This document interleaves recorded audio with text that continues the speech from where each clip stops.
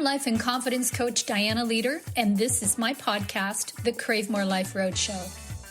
It's here we talk about emotional hits and lovingly kicking our own asses to get through them. Just so you know, it always comes down to being your beautiful, sassy self, living and loving from you, no matter what. So join me to hear about the healing journeys of other women, and you just might become a DIY ass kicker too. Hey, DIY ass kickers. Today, my guest is Laurie Levin. Laurie refers to herself as a transformation coach as she helps others transform and master their own well-being. She specializes in healthy nutrition, healthy weight loss, and the leading stress reduction techniques. Laurie has been a featured speaker on each of these topics at corporations, health events, schools and universities, hospitals, ex-convict re-entry programs, and cancer support organizations. She has an MBA, is a certified coach, and a HeartMath certified coach, supporting clients globally to achieve their health and well-being goals. Laurie's new book, Call Me a Woman, On Our Way to Equality and Peace, is just available this month, and Laurie can tell you a little bit more about it during our interview. Laurie says that when we give women the same respect and opportunities as men, we give the world its best chance for peace, prosperity, and survival. She has long been a champion for equal rights for all people.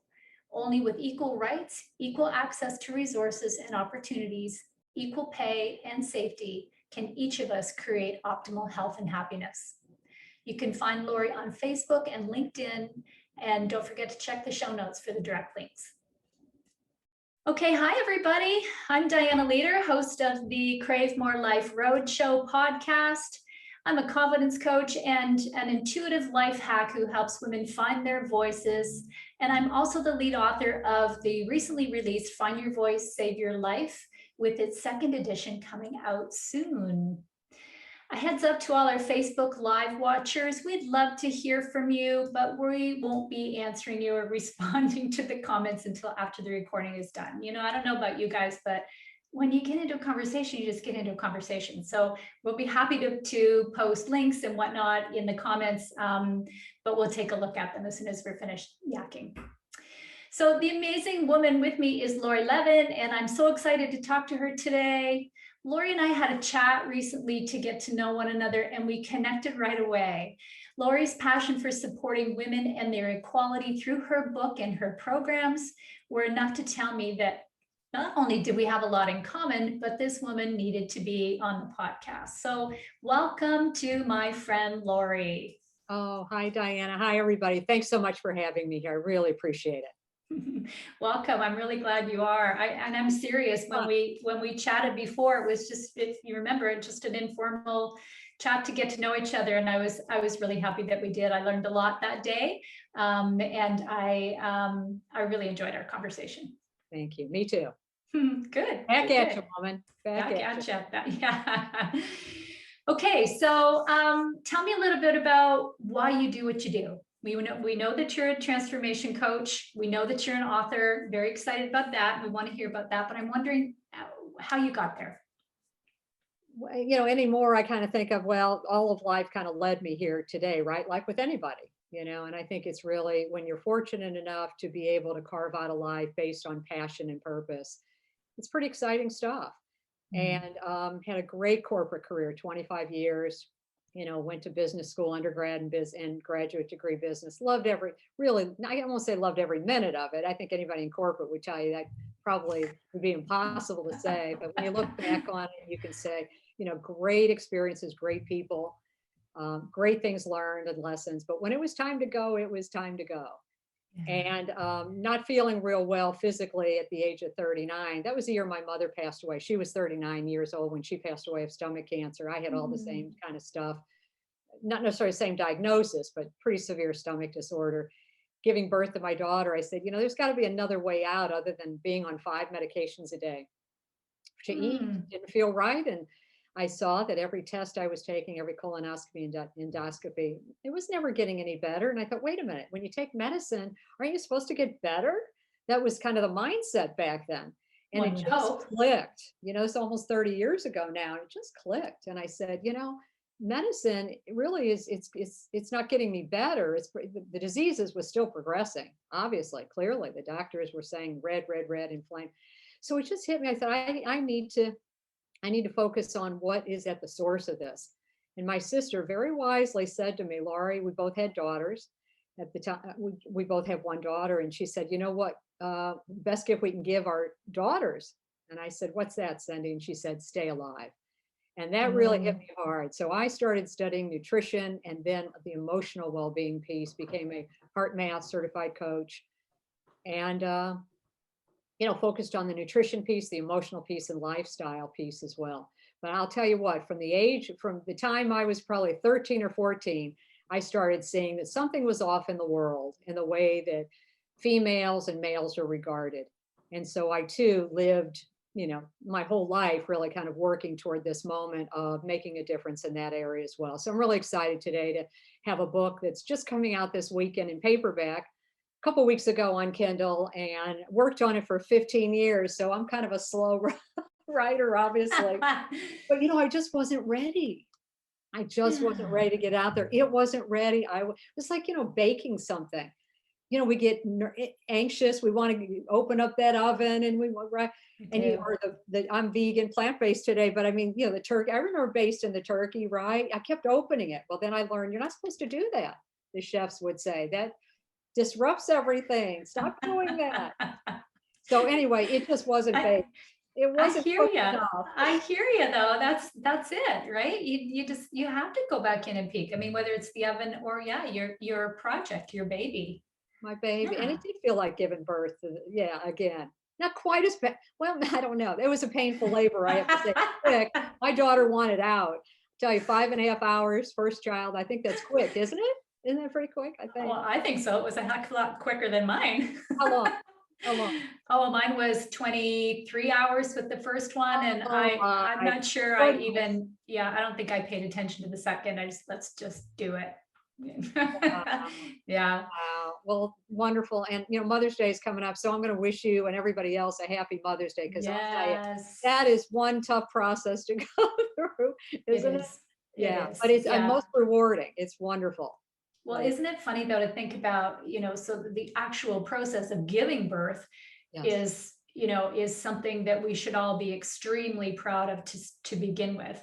Yes. But that's just the beginning, right? I mean, we could talk about mothers and contribution and workload and lack of sleep and love and all that stuff. We could have probably 5 more shows on that. Yes. Let's do. Okay. All right, let's do.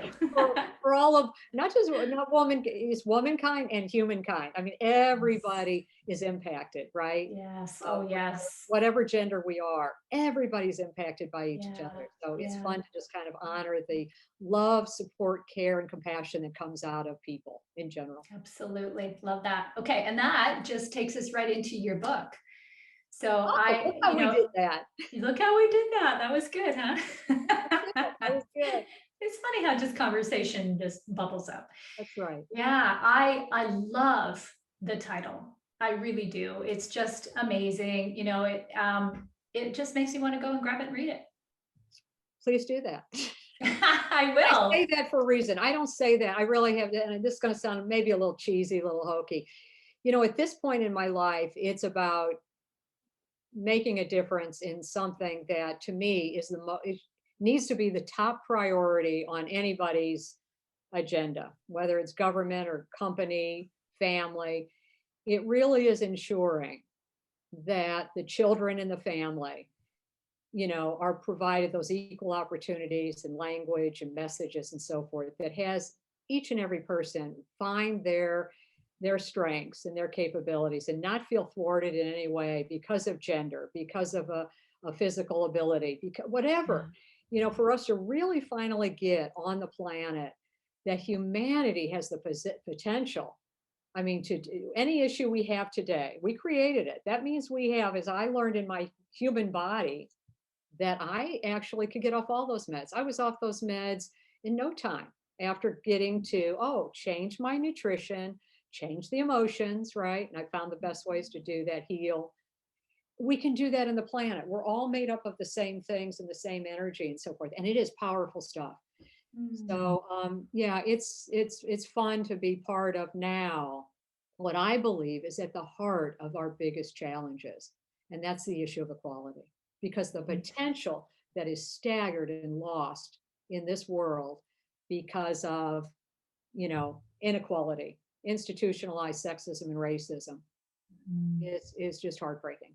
Mhm. Tell us a little bit about some of your understanding of that globally.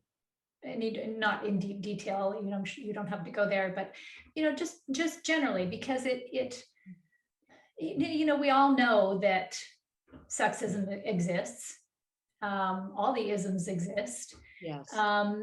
But sometimes they become words that are just spoken, without really any understanding a real meaning to them. So yeah, just maybe give us 2 or 3 examples, because I know you have some information in your book about this, but just 2 or 3 examples that really are going to sink in for us.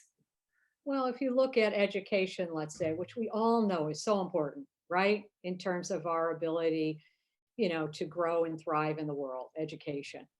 Um, Girls are many times more likely not to be educated, right? So, 4 times probably more likely not to be educated. Wow. 2/3 of the illiterate adults in the world are female. Most impoverished people on the planet are female.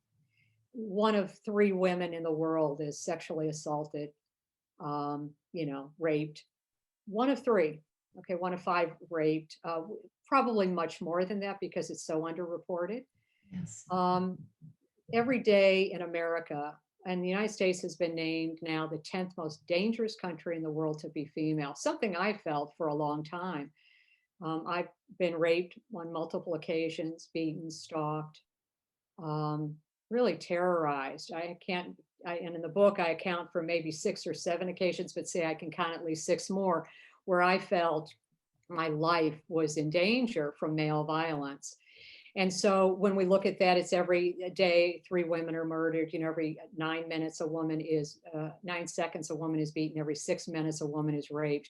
If you do those numbers, which I love numbers, I've got a lot of data in the book. I actually did a global analysis that looked at 5 reports. Then I overlaid on top of that those countries that had women leadership, and then I overlaid on top of all of that the most dangerous countries in the world to be female.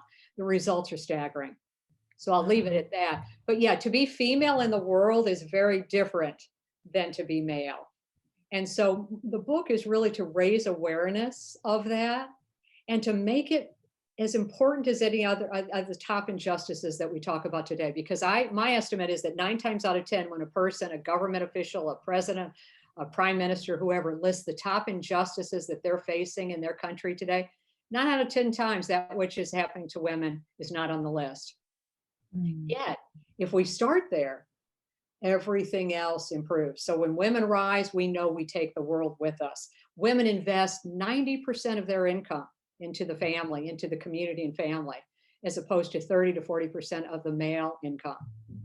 Women legislators legislate not quite 2 times as much, but almost, and bring back I think it's like 20, almost 20% more back to their communities. Women physicians actually have better outcomes. Morbidity rates are lower. 30 days past hospitalization, fewer will go back, excuse me, and fewer will die. So there's all kinds of statistics. I could go on and on. I do love the numbers. However, bottom line is we have very different lives. And so when we raise the lowest denominator, and women of color have it much more difficult, right? When we go there, and the countries that are doing that, you'll see them on the top 20 list on this report. And some of them are on all 5. And you go, wow, that may be a country I want to live in. And Canada, by the way, is where you are, Dianna, is on 4 of the 5 top 20 lists in those 5 reports. That's pretty extraordinary quality of life that you got going on there. So great job. Yeah. Thank you. I can't take responsibility for that, but I will take it nationally. You're part of the electorate. We're part of the electorate. And True. that's what's so important. And so in the book, I provide the 7 habits of equality because I wanted to bring this down to the individual level so that each person sees it on a daily basis with the words that they choose, the choices they make, the jokes that they don't pay attention to that are actually harmful, or the words that are harmful, or whatever, that you can actually see how you can plug in and start making an extraordinary difference so that we can close that gender gap. Because right now it's 100 years out. Political equality is 200 years out in the world, where we see equal representation of women and men. So we've got a long road, but we can bring that down. We can actually, working together with, I believe, these 7 habits of equality, we can speed that up, cut that down dramatically. Cool. Wow. Okay, I'm good. hopeful. And I love that you're bringing it back to the individual. So can we talk a little bit about those 7? Absolutely. Okay, go. I love And this. This is great. chapter 8, and it's an interesting analogy actually I have, because working in health now for 20 years, we work with habits of disease. I've been working with that forever, right? So telling people, well, I don't want you to have to think about changing anything. I'm going to go there about your diet, whatever. Think about crowding out, putting in the good stuff. It will automatically, naturally crowd out the unhealthy, because the body craves what you give it, whether it's food or emotions or habits, right? And then our body rewires. So the same thing with habits of inequality. So then I just kind of, extrapolated or extended that to the conversation around equality and said, okay, let's have habits of equality. What are they? What would be the day-to-day or the simple things we can all do? Not necessarily easy, just like in health, but it's simple. If you look at the human body, our teeth are flat, mostly, right? So we're omnivores. That means most of our diet needs to be plant-based. You look at our intestines, they're over 20 feet long. That means we need lots of fiber. Where do we get fiber? Plant food. Same thing, design of the human body. What's it need? Love, care, support. Number 1, habit of health, habit of equality is raising our children with one identity, a human identity based on love, compassion, and care, right? What if we were all that first and foremost? What a different world we would be. Why do we have a gender identity? Yes. Why are girls raised this way and boys? It's like a different trajectory in life you have. And I give examples of that. So for parents, you have one of the best opportunities to change the world. And that's by really understanding a human identity and raising our children that way, first and foremost. So that's the first one. And the second one, of course, is Love that one. call her a woman. That's the second one. I just want to get to, if we get no further, I want to say the second one is call her a woman. As females, we have been called children, up until the age, probably when we leave the planet, leave the earth, we're still called girls. A lot of women say, oh, I like it, it's cute, I got it. Remember with African Americans in the United States, how African American men wouldn't stand for being called boy, would they?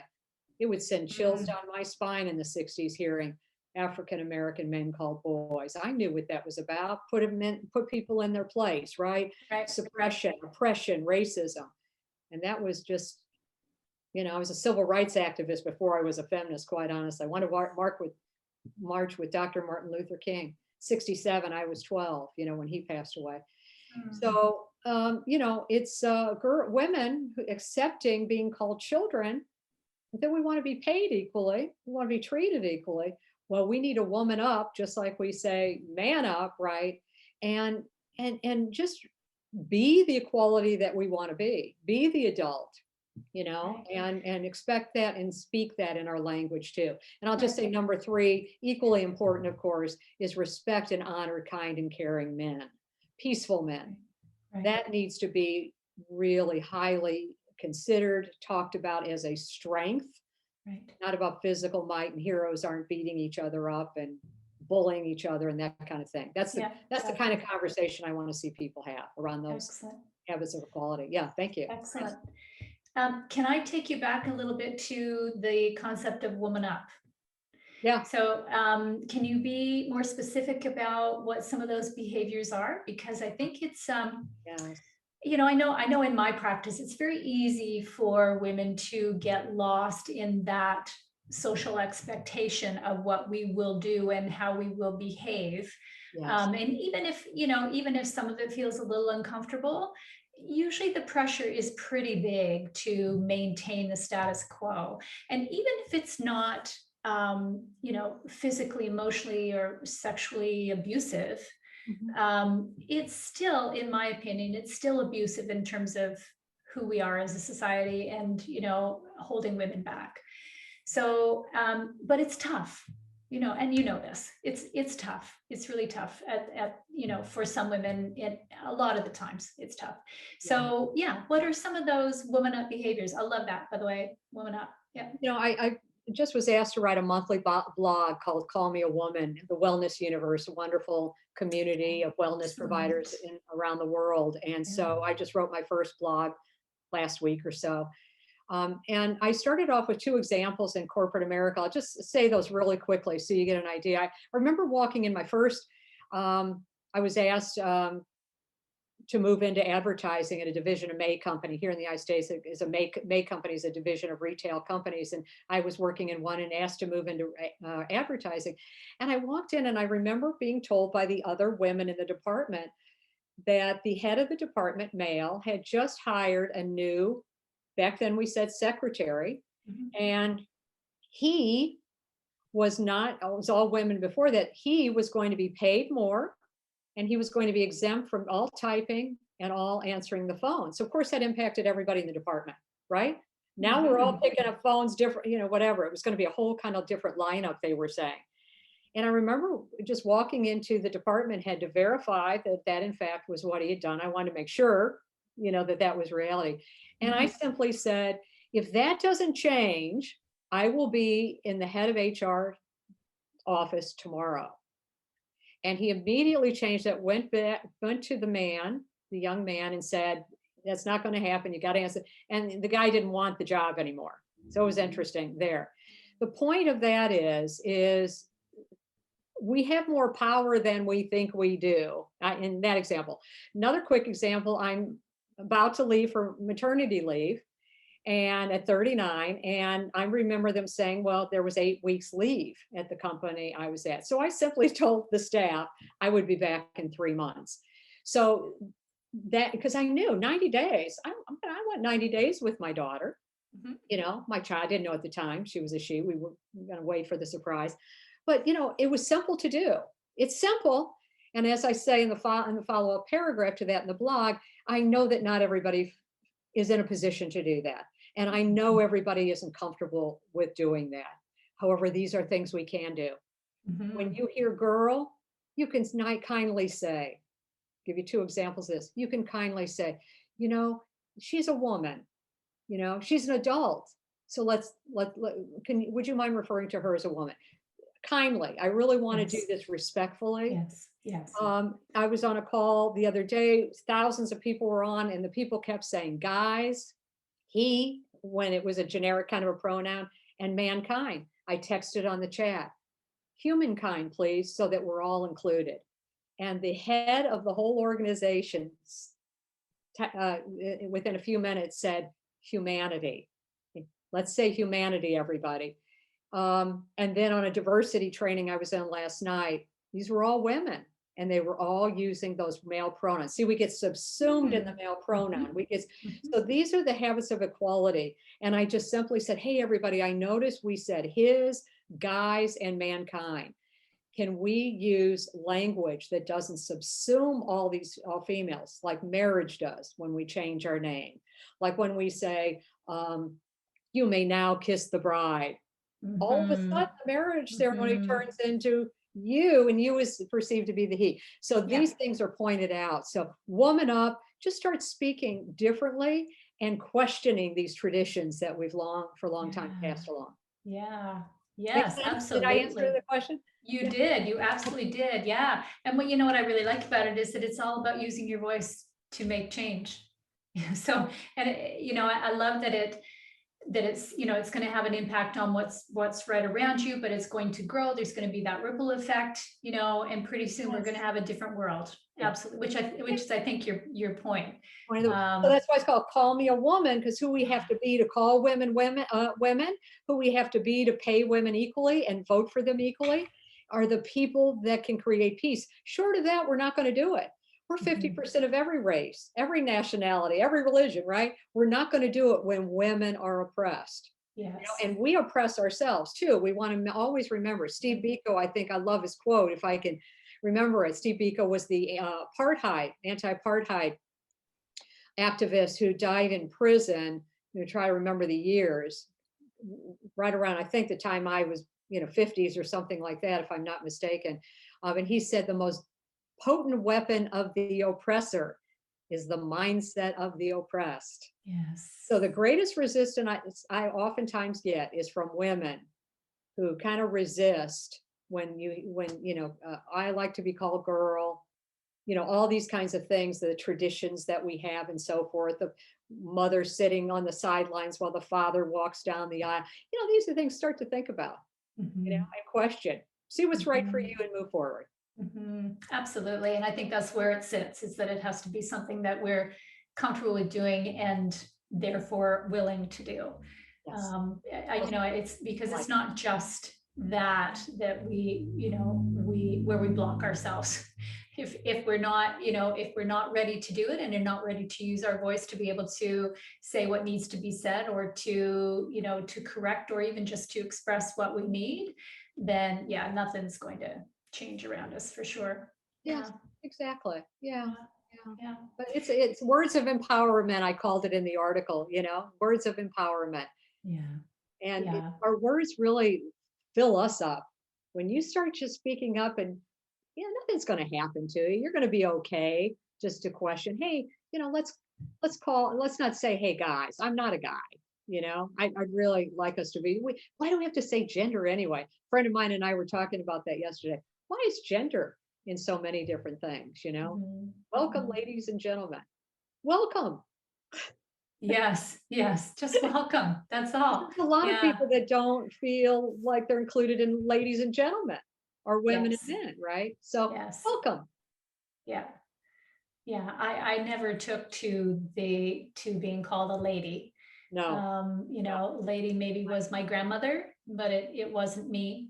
And my kids would wonder why my name was different than their dad's, things like that. And yet, so the one thing, as you're talking, I'm reminded that I say, hey guys, all the time when I'm writing, or I do. I'm guilty of that, for sure. Yeah. And part of it is, yes. Sorry, didn't mean to interrupt. Yeah. No, sorry. Part of it is because, it's not a place to say girls. And I need to think of, well, it's not, no place is a place to say girls, because we're not talking to girls, young girls. But there is that whole thing about using, the written to write, hey, women. I don't know, there's something, I need to come up with something that feels better to me. That one feels a little awkward. Well, this because we don't use it. I just encourage you, use it. That's the gap. That's the gender gap. The gender gap is our lack of comfort around what is comfortable for men, what you do with men. So just notice it. So think about like sales boy, sales girl. We don't say sales boy for the 50-year-old salesman, right? And we say sales girl. Even when you type it in, sales girl is a word, but sales boy, you're going to get the little red line under it. It's not a word, right? Same thing I say with the wedding. Bridesmaids, they're groomsmen. They're always men. We're maids, Hey, how about brideswomen? Let's elevate. So we just say it, even though it's going to be awkward. Everything is awkward in the new. It is awkward. Embrace the awkward, because that is closing the gap. I love that. I hope everybody's listening to that piece, because that's excellent advice and a really good way to just jump in. So I'm going to commit to my blogs going forward to use the awkward words. Yep, I'm gonna do it. I'm Thank holding you. you to it, woman. I'm gonna read Okay, there those. you go. There All you with go. love, though. All with love. Absolutely, absolutely. Hey, a little challenge among feminists. I think that's a good thing. We're Yeah, all love it. learning. I've said, guys, until very recently myself, that was the hard. That's why I'm going to say this. It's not in the book. And if I had another edition, that's going to be in there because that too wasn't where I was. I was Right. still saying, hey, guys, up until very recently, obviously. So we're all in this. It's all okay. Yeah, It's yeah, all okay. it's true. It's true. Yeah. So does that mean you have another book in you coming? Yeah, Yeah. kind of building Yeah. inside? Yeah. And a cute story too. You know, my publisher, I was with somebody actually in Canada, and she's wonderful. I love her very much, but she took her business in a new direction. So I named my company. I went to my heart one day and said, what do I want to name this publishing company? Because I know I've got another 2, 3 books I want to write, at Yeah. least. Yeah. And so I remember my daughter is just that I dedicate the book to my daughter, Elena. She's my treasure in life. And she was a voracious reader when she came out of me. I think that first night she was reading War and Peace or something. Anyway, she would say every night when we call up, Elena, it's bedtime. One more page, mom, or one more page, Oh, dad, whoever, called up, one more page. So I named it One More Page. And then one I more put, you page. see that pink? Uh-huh. I was at the Women's March in DC when, we were 500,000, whatever strong, right? The big Women's March the day after our 41st president, the day before, maybe, or after, no, after 45th president of the United States was inaugurated. And so it was a sea of pink. And so I love that, seeing that pink there, because that reminds me of, we were 500,000 people in Washington, DC, Mm. millions around the world, peaceful, Mm. right? When Mhm. women rise, we take the world with us. And that's the Mm. direction we're going to take it. It's not about men. No, it's a way we're raising girls and boys, the way Right, we're identifying with right. being this gender. It's not working. Climate change, war and violence and poverty. Those are the 3 things also explored in the book. And you'll see in the last chapter how the connection is. The more danger it is to be female in the country, the higher the propensity that country has for war. And the United States, one of the most warring countries in the world, 10th most dangerous country in the world to be female. It goes hand in hand. So when we take this out of the equation, this need, this identity, how we raise boys to not share and feel their emotions, where are they going to go with those? You put a gun in their hand when they're upset or shamed. What do you expect? Yeah. And so we're seeing that, and I know that we can rise above this as we start to again plug into these habits of equality. I Yeah. believe after 65 years, uh, human beings can do just about anything. Yes, absolutely. Love it. So great. So, one last thing I want to ask you, and that is, and I ask this of everybody because it's just kind of fun and I like it to be casual on the show. So, can you tell us one either funny or fun thing about you that you don't normally share? Ha. Oh, there's always this one thing that Got a comes to good one? mind. I don't know if I remember being naked on a balcony about 10 stories up in Veracruz. Vaguely, vaguely. I Oh, I moved to Mexico when I was 19. I changed my name to Laura Lopez. I went to school there. And then as it's told in the book, I moved to Mexico City at like 20. I'm teaching these corporate executives all around the world. It was an amazing experience. Um, I changed my name to Laura Lopez. So my dad got a big kick out of that. He said, "You did what?" I said, "I'm not going to get paid if I don't have this name," they said. So I did that while I was down there. But I do remember that experience traveling. I'd backpack every weekend on weekends from school, down there and with friends. And I remember vaguely, and cartwheels down a highway. So those are kind of my stuff. Don't do that. Please don't do that. I wish that I'd known you way back then. That could have been a Are lot of those fun. okay? Oh Those yeah, yeah, yeah, Are yeah, those similar to what you've heard before? yeah. Yeah, Okay, yeah, good, good. yeah. I We're mean, coming up. everybody's, yeah, everybody's got their place where they need to Good. just I'm let glad. it out. Yeah, That's that's right. perfect. Thank That's you. right. Thanks, Diana. That's fun. I needed the laugh today. Good. Well, we did laugh too. Yes. Okay. Yes. And you have other books coming up and we have other things to talk about. So you are welcome to come back and join me again and we'll get into it on a different topic again.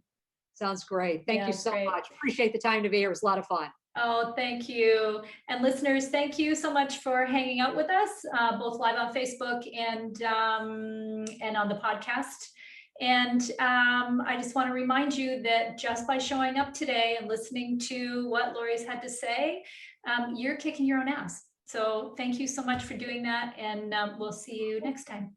Oh, Can I mention the launch party? Oh, mention the launch party. Yes. Sorry. Launch Yeah, party, good. May 7th. We're honoring women, mothers, everybody, really, all of humanity. But the idea of, love and all of that comes as we think about Mother's Day, May 7th, Friday, 4 p.m. Central Time, 5 p.m. Eastern Time. It's, I don't know where they'll get information about that, but you can certainly contact me at laurielevin.online. I'd love to share it with you. I'd love for you to be. LaurieLevin.online. Okay, Thank you. awesome. Thanks, That's everybody. great. Great to be here. Thanks, Laurie. Take care and bye, everybody. If you like today's podcast, hit subscribe at the bottom on your way out and come find me at cravemorelife.com for even more DIY ass kicking.